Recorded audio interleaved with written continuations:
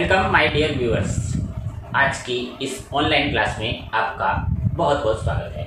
आज के इस वीडियो में मैं आपके लिए लाया हूं टाइपोग्राफी एंड कंप्यूटर एप्लीकेशन।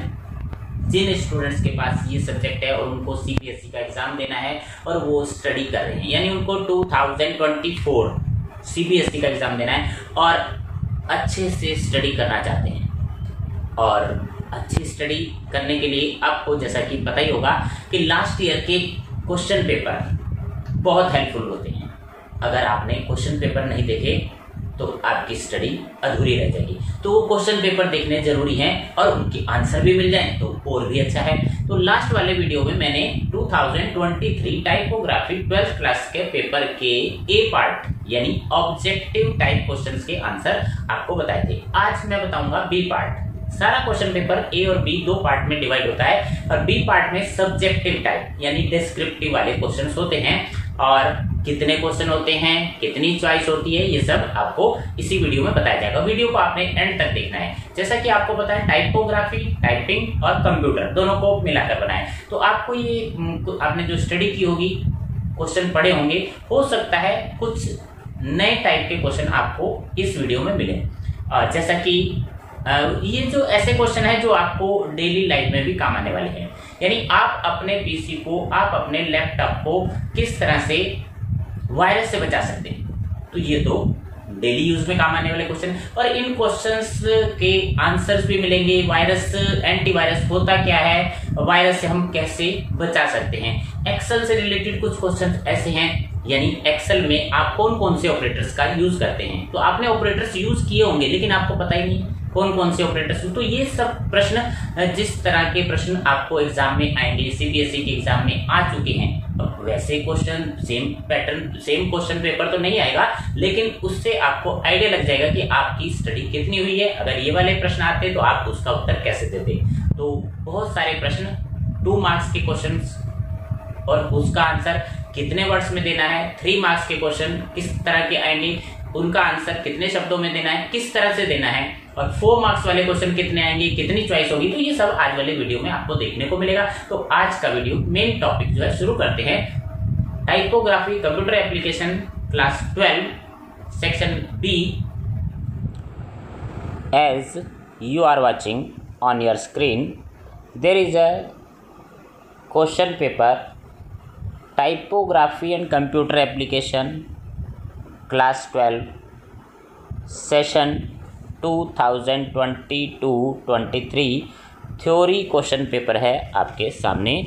और जैसा कि आपने लास्ट वीडियो में देखा, सेक्शन ए के क्वेश्चंस एंड आंसर्स थे और आज वाले इस वीडियो में सेक्शन बी के क्वेश्चंस और आंसर्स हैं। सेक्शन बी में आपको टोटल 18 क्वेश्चंस मिलेंगे और आपने सिर्फ 11 क्वेश्चन अटेम्प्ट करने हैं और आपको बहुत अच्छी चॉइस सीबीएसई द्वारा दी जा रही है।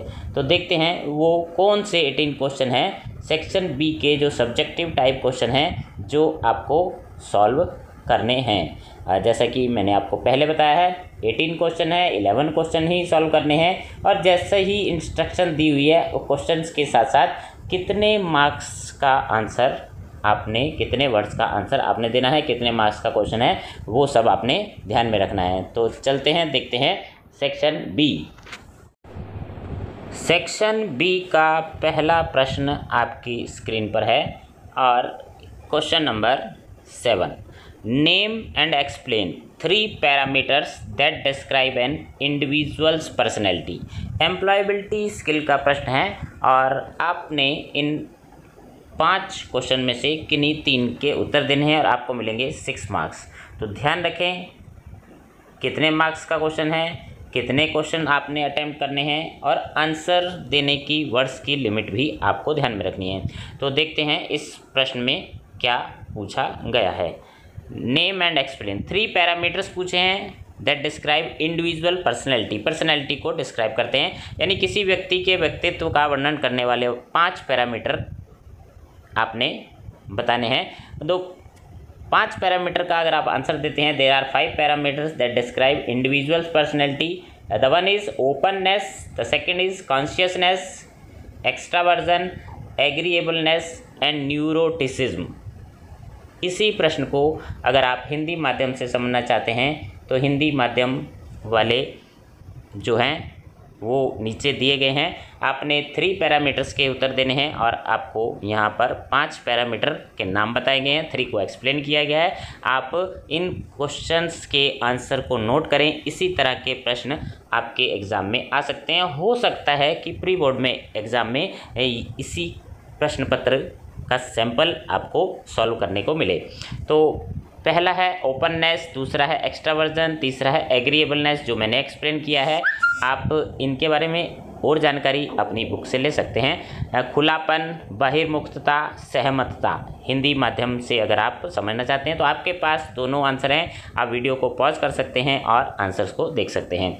अब चलते हैं next question number 8।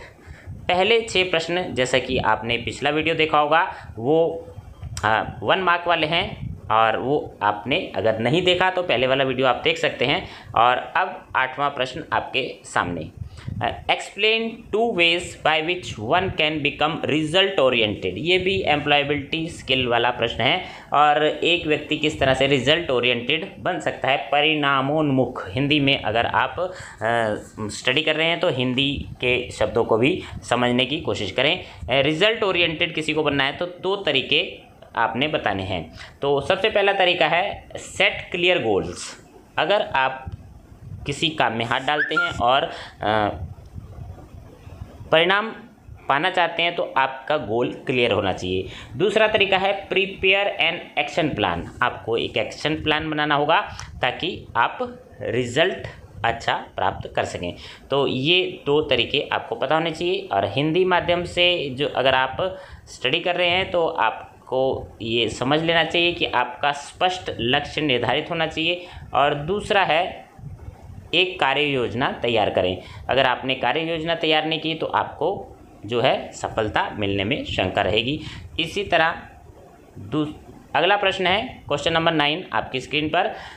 Name and explain types of data entry in Excel. Excel में डाटा एंट्री कैसे होती है, मतलब उनके नाम बताने हैं और एक्सप्लेन करना है कितने टाइप्स के होते हैं डाटाज। तो आपके सामने एक्सेल में डाटा एंट्री कितने प्रकार के होते हैं, उनके नाम और उनको एक्सप्लेन करना है। तो एक्सेल में जो डाटा एंट्री होती है वो टेक्स्ट की एंट्री होती है, नंबर्स की एंट्री होती है, डेट एंड टाइम की एंट्री होती है, डाटा इन सीरीज़।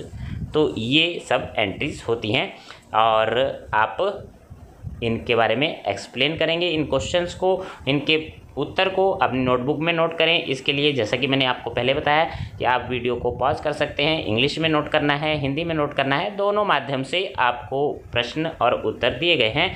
और इस तरह का वीडियो शायद आपने पहली बार देखा हो जिसमें हिंदी और इंग्लिश दोनों है। डाटा 3 प्रकार के होते हैं, टेक्स्ट है, संख्याएं हैं, दिनांक और समय है, श्रृंखला में डाटा होता है। तो इस तरह आप प्रश्नों के उत्तर भी आपके सामने हैं। बहुत अच्छा वीडियो, आपको एक एक चीज़ समझाई जा रही है, एक एक प्रश्न और उनके उत्तर समझाए जा रहे हैं। तो चलते हैं नेक्स्ट क्वेश्चन की ओर। अगले प्रश्न में आपसे पूछा गया है how will you use format painter in Excel. Excel में फॉर्मेट पेंटर आप कैसे यूज़ करेंगे। फॉर्मेट पेंटर जो है एक्सेल में होता है। तो ये प्रश्न भी आपको एम्प्लॉयबिलिटी स्किल वाले यूनिट में से दिया गया है और इसका उत्तर क्या होगा। फॉर्मेट पेंटर पहले तो आपने एक्सप्लेन करना है। Format painter tools gives the ability to make a format somewhere in the document and then apply it somewhere else. कहीं भी आपने कोई फॉर्मेट यूज़ करा है उसको कहीं और अप्लाई करते हैं तो उसके लिए फॉर्मेट पेंटर की ज़रूरत पड़ती है। तो ये आपने समझ लिया होगा। फॉर्मेट अ सेल यूजिंग फॉर्मेट पेंटर कैसे होता है ये। ऑन द रिबन, ये उसका तरीका बताया। रिबन पर जाएंगे, select the home tab, in the clipboard group click format painter. Format painter पर क्लिक करेंगे, सिलेक्ट सेल करेंगे, then the formatting of the cell has changed and the format painter will inactive until it is selected again. तो वो आपका format painter inactive हो जाएगा आप change होने के बाद और दोबारा आपको सिलेक्ट करना पड़ेगा। इस तरह से हम फॉर्मेट पेंटर का यूज़ कर सकते हैं। अगर आप हिंदी माध्यम से उत्तर को समझना चाहते हैं, आपके सामने हिंदी माध्यम में भी समझाया गया है फॉर्मेट पेंटर टूल के बारे में। तो ये अगर आप हिंदी से नोट करना चाहते हैं तो हिंदी वाला जो है माध्यम नोट कर सकते हैं। आगे चलते हैं। क्वेश्चन नंबर 11 आपकी स्क्रीन पर, who is a social entrepreneur, एक सामाजिक उद्यमी कौन होता है। तो सोशल उद्यमी अगर आप समझना चाहते हैं तो इसकी डेफिनेशन आपके सामने है, the person who focus on developing solutions that benefit the society, जो सॉल्यूशन लाता है, विकास करता है, डेवलप करता है सॉल्यूशंस जिससे सोसाइटी का बेनिफिट होता है, are called social entrepreneurs. Hindi में अगर आप समझना चाहते हैं, हिंदी में उत्तर नोट करना चाहते हैं तो हिंदी माध्यम से भी आपके सामने उत्तर है, इंग्लिश में भी, तो दोनों माध्यम से आपके सामने प्रश्न भी हैं, उत्तर भी हैं। अब चलते हैं क्वेश्चन नंबर 12। अब यहाँ से थोड़ा सा चेंज है, यहाँ पर आपको जो है answer any 3 out of the given 5 question, 5 में से 3 ही प्रश्नों के उत्तर देने हैं। जैसे जैसे आपको इंस्ट्रक्शन दी गई है उसी तरह से आपने क्वेश्चन पेपर को सॉल्व करना है। आपके पास 3 घंटे का समय होगा और 20 to 30 वर्ड्स में आपने एक्सप्लेन करना है, और ये आपके सब्जेक्ट स्किल में से हैं। पहले वाले प्रश्न जो थे वो एम्प्लॉयबिलिटी स्किल से थे, अब ये सब्जेक्ट स्किल आपका शुरू होता है यहाँ से, क्वेश्चन नंबर 12 से। यहाँ आपसे क्या पूछा गया है मैं आपको बता देता हूँ, name the different types of official correspondence. Official correspondence के टाइप्स पूछे हैं आपसे, प्रकार पूछे हैं। तो ऑफिशियल कॉरेस्पॉन्डेंस कितने प्रकार का होता है मैं आपको बता देता हूँ। सबसे पहले number 1, there are various types of official correspondence, आपने हेडिंग लिखना है। सबसे पहला है आधिकारिक पत्र जिसे हम ऑफिशियल लेटर कहते हैं। दूसरा है अर्ध सरकारी पत्र, डीओ लेटर या डेमी ऑफिशियल लेटर। तीसरा कार्यालय ज्ञापन, ऑफिस मेमोरेंडम, कार्यालय आदेश, ऑफिस ऑर्डर। अनौपचारिक नोट, अनऑफिशियल नोट। परिपत्र, सर्कुलर लेटर बोलते हैं इसको। समर्थन, एंडोर्समेंट। सूचनाएं, नोटिफिकेशन। संकल्प, रेजोल्यूशन। प्रेस विज्ञप्ति, प्रेस कम्युनिक कहते हैं। तो ये 12वें प्रश्न का उत्तर है, और यहाँ 5 में से 3 प्रश्नों के ही उत्तर आपने देने हैं। चलते हैं नेक्स्ट 13 क्वेश्चन नंबर आपकी स्क्रीन पर। बहुत ही इजी प्रश्न है, आपने मैन्युस्क्रिप्ट के कुछ साइन दिए हैं, उन साइन को पहचानना है और एक्सप्लेन करना है। पहला जो साइन है, ट्रांसपोज द वर्ड, शब्दों को आगे पीछे करना है।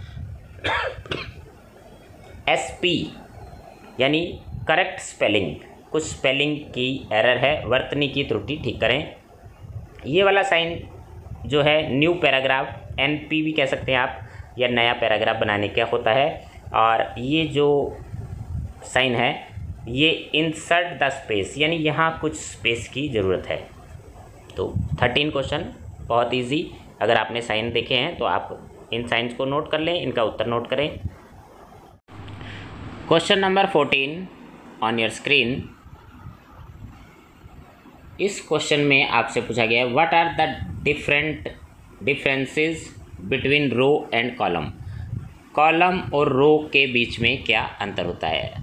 जैसा कि आपने स्टडी की होगी, रो मतलब पंक्तियाँ और कॉलम मतलब स्तंभ, तो दोनों में डिफरेंस बताना है। आप डिफरेंस कैसे बताएंगे, आपके सामने बहुत सिस्टमेटिक तरीके से आंसर दिया है। सबसे पहला डिफरेंस है, रोज़ अरेंजेस हॉरिजेंटली। रोज़ जो होती हैं हॉरिजेंटल यानी क्षैतिज अवस्था में होती हैं।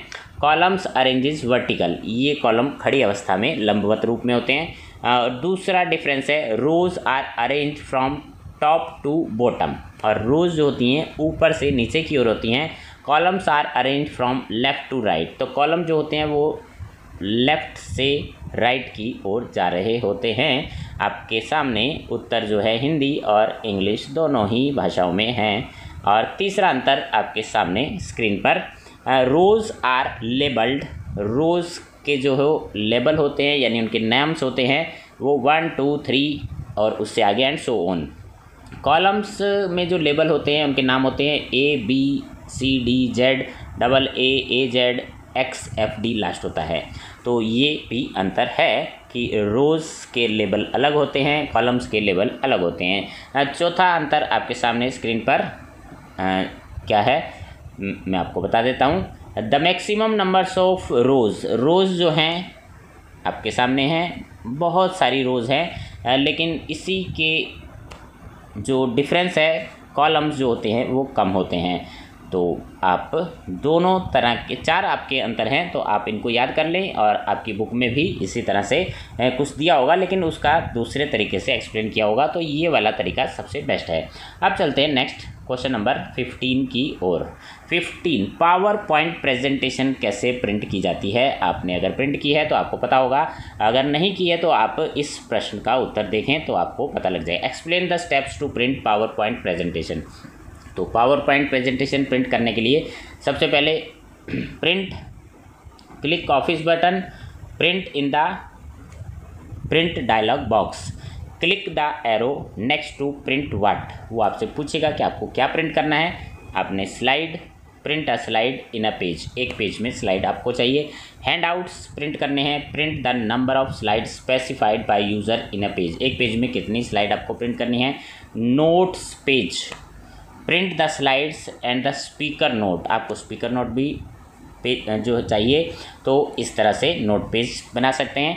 Outline view, print the outline of the presentation, presentation की आउटलाइन आपको प्रिंट हो जाएगी। तो किस तरह से आपको पावर पॉइंट प्रेजेंटेशन प्रिंट करनी है, तो ये आपके सामने आपको प्रिंट कैसा चाहिए और पावर पॉइंट प्रिंट होकर आपके सामने आ जाएगी।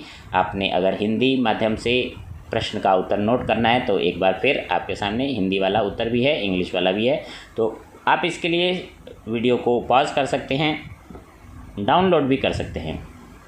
अगर वीडियो आपको अच्छा लग रहा है और आपके काम आएगा, आपने नेक्स्ट ईयर एग्ज़ाम देने हैं, तो ये वाला वीडियो आप ज़रूर देखें, लाइक करें, कमेंट बॉक्स में कमेंट करें और अपने फ्रेंड्स के साथ शेयर करें। नेक्स्ट क्वेश्चन आपकी स्क्रीन पर, क्वेश्चन नंबर 16। जैसा कि आपको पहले ही बताया, आपको सभी प्रश्नों के उत्तर नहीं देने हैं, कुछ प्रश्नों के उत्तर ही देने हैं। टोटल 17 क्वेश्चन है, 11 के ही उत्तर देने हैं जो डिस्क्रिप्टिव टाइप हैं। 16 क्वेश्चन आपकी स्क्रीन पर। डिफाइन सर्च इंजन, बहुत ही आसान प्रश्न, अगर आपने टेक्स्ट बुक में थोड़ी भी स्टडी की है तो आप सर्च इंजन के बारे में जानते होंगे। तो मैं आपको बता देता हूँ, अगर आपने सर्च इंजन का वाला टॉपिक जो है स्टडी नहीं किया है तो सर्च इंजन क्या होता है। A search engine can be defined as a tool, ये एक टूल होता है to search these disorganised sources of information. तो ऐसी इंफॉर्मेशन जो डिसऑर्गेनाइज है उनको सर्च करने का एक टूल है। अवेलेबल ऑन द इंटरनेट, और ये इंटरनेट पर होता है। It is a critical tool in finding information products, आपको यहाँ पर इंफॉर्मेशन मिलेगी प्रोडक्ट्स की, बिजनेस की वेबसाइट पर। तो ये सारी जो है सर्च इंजन, आप अगर आपसे ये पूछा जाता है, ये प्रश्न आता है, तो आप इस तरह से उत्तर दे सकते हैं। खोज इंजन, हिंदी में इसको खोज इंजन कह सकते हैं। और हिंदी वाले स्टूडेंट, अगर आप हिंदी में ईजीली इसको समझना चाहते हैं तो हिंदी में भी आपके सामने दिया गया है। अब यहाँ से थोड़ा सा क्वेश्चंस चेंज हो जाते हैं।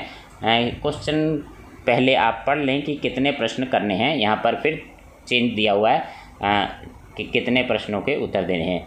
Answer any 2 out of the given 3, 3 प्रश्नों में से 2 प्रश्नों के ही उत्तर देने हैं। यहाँ गलती नहीं करनी है कि कहीं आप 3 के 3 उत्तर दे आएँ। और 30 to 50 वर्ड्स जो लिमिट है। यह प्रश्न एक्सेल से रिलेटेड है। Explain the mathematical operators in Excel, Excel में जो मैथमेटिकल ऑपरेटर होते हैं वो कौन कौन से होते हैं, उनको एक्सप्लेन करना है। अगर आपको इसके बारे में थोड़ी सी स्टडी की है तो पता होगा, नहीं तो मेरे वीडियो से आपको बहुत अच्छी जानकारी मिल रही है। तो देखते हैं क्या होते हैं एक्सेल के mathematical operators. These operators are use to add, subtract, multiply and divide number. ये इन ऑपरेटर्स के द्वारा हम ये सब काम कर सकते हैं। The following are the 5 mathematical operators, निम्नलिखित 5 ऑपरेटर्स हैं। गणितीय ऑपरेटर, हिंदी में इसको गणितीय ऑपरेटर कहा जाएगा। और ये ऑपरेटर कौन कौन से होते हैं, हो सकता है आपने ये ऑपरेटर यूज़ भी किए हों लेकिन आपको इनके बारे में इतनी जानकारी ना हो। तो सबसे पहले मैं आपको बता देता हूँ, ये वाला जो साइन है एक्सपोनेंशियल यानी घातांक, तो इसका एग्जाम्पल भी दिया है किस तरह से आप इसको यूज़ कर सकते हैं, करके देखना है, आप प्रैक्टिकल भी करके देख सकते हैं। ये वाला जो ऑपरेटर है ये प्लस एडिशन के काम आता है। और जैसे कि आपका एग्जाम्पल में दिखाया गया है 4 + 2। ये जो है सब्सट्रैक्शन, शेष के लिए होता है। इस तरह से एग्जाम्पल अगर आप अपने एक्सेल में लिखेंगे तो आपको इसका आंसर मिलेगा। नेक्स्ट है ये एस्ट्रिक साइन, और ये मल्टीप्लिकेशन के लिए होता है, और ये इस तरह से आप एग्जाम्पल भी दे सकते हैं। आपको क्वेश्चन का उत्तर देते समय एकदम पूरी तरह से स्पष्ट उत्तर देना है, ताकि एग्जामिनर को लगे कि आपको सब बात पता है और आपके कहीं मार्क्स कट ना जाएं। और ये वाला जो है डिवीज़न का साइन है, ऑपरेटर सिंबल है, और डिवीज़न का साइन किस तरह से यूज़ करेंगे ये आपके सामने जो है एग्जाम्पल दिया हुआ है। तो ये प्रश्न का उत्तर आपने बहुत ही सिंपल सरल भाषा में समझ लिया। Next question number 18, what do you understand by slide show? Slide show क्या होता है? स्लाइड शो के बारे में आपसे पूछा गया, पावर पॉइंट से रिलेटेड प्रश्न है। अगर आपने पावर पॉइंट की स्टडी की है तो आपको पता होगा स्लाइड शो क्या होता है। तो मैं आपको एक बार फिर से एक्सप्लेन कर देता हूँ। PowerPoint consist of different views. PowerPoint में बहुत सारे व्यूज़ होते हैं to help the creation and presentation slides, slide को प्रेजेंट करने के लिए।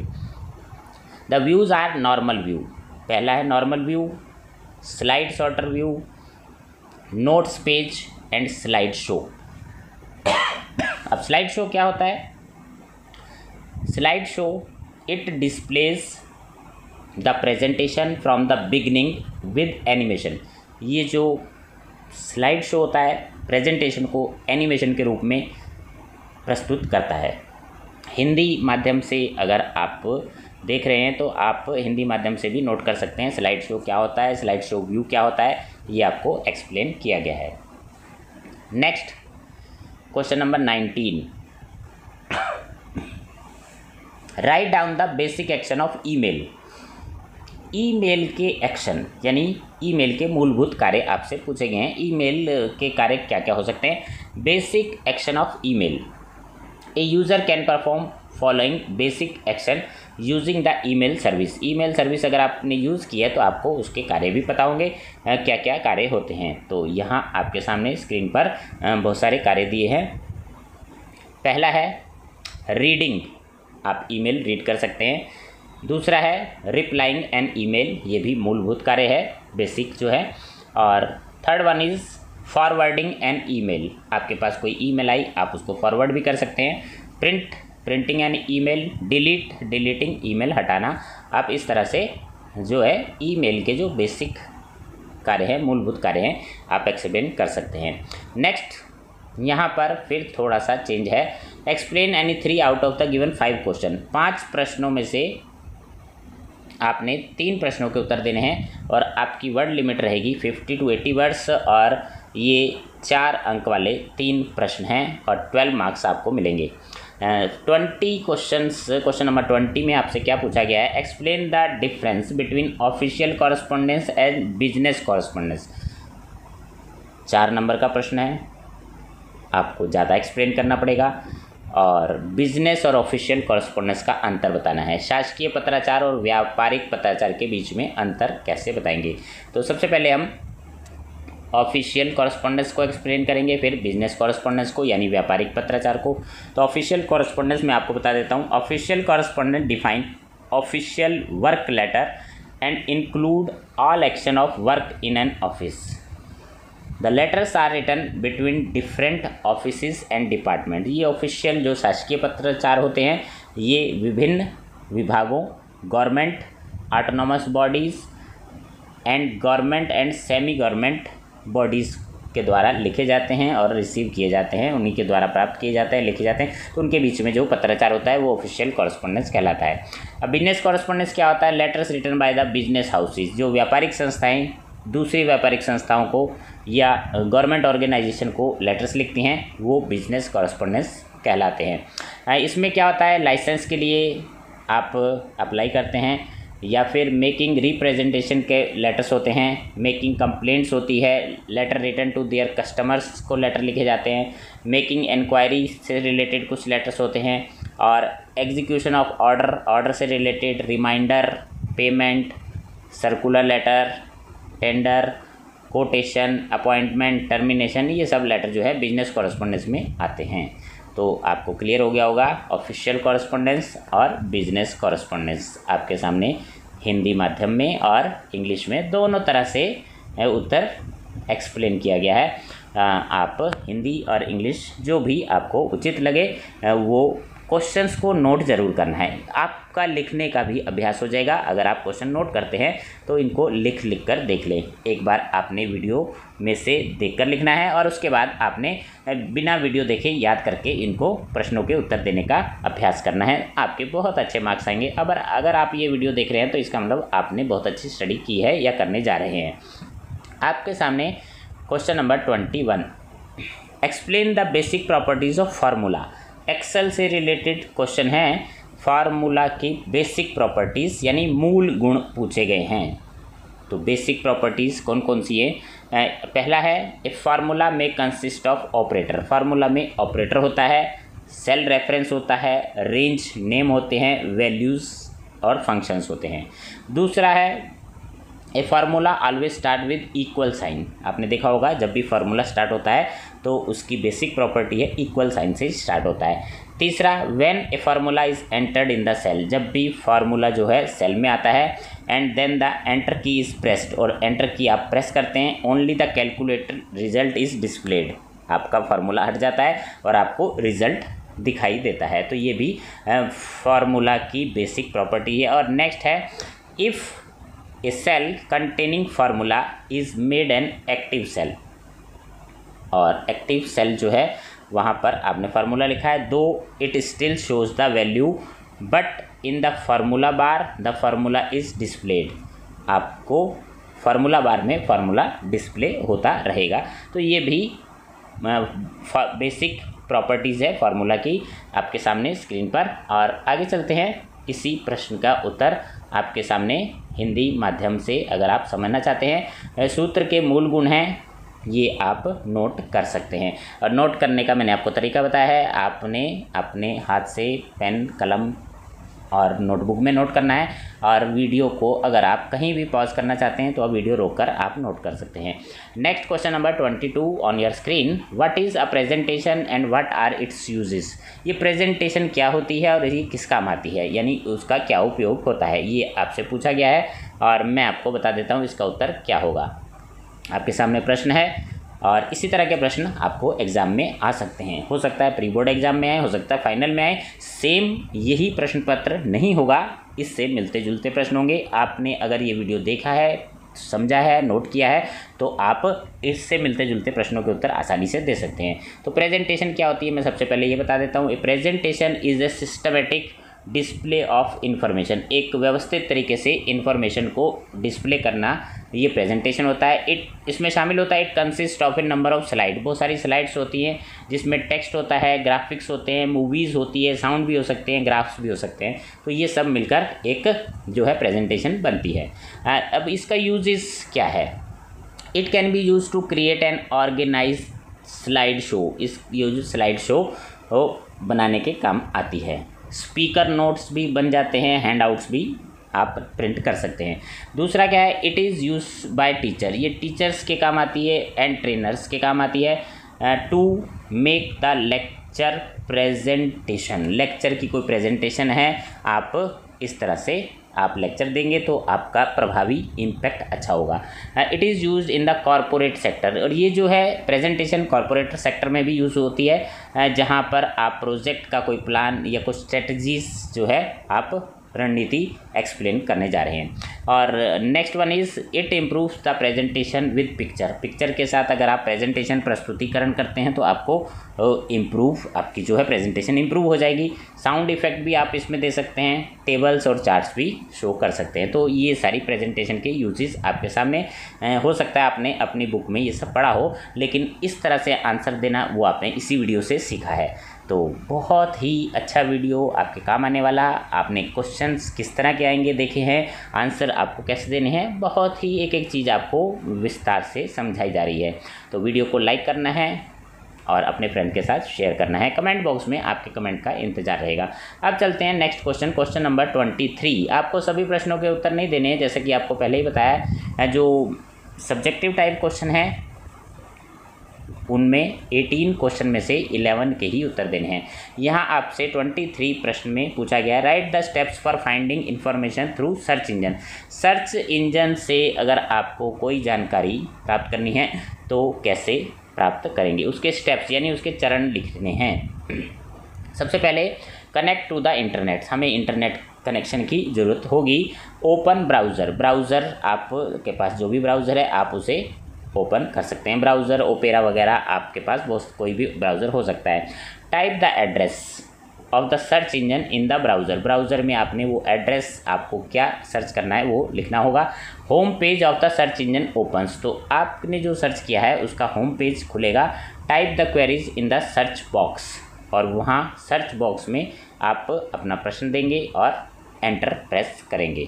तो इस तरह से आपको कोई भी सर्च इंजन से कुछ भी सर्च करना है आप सर्च कर सकते हैं। द सर्च रिक्वेस्ट, तब होगा क्या, जो आपकी जो रिक्वेस्ट है search request travel to the search engine, वो सर्च इंजन में ट्रैवल करेगी, वेबसाइट सर्च करेगी।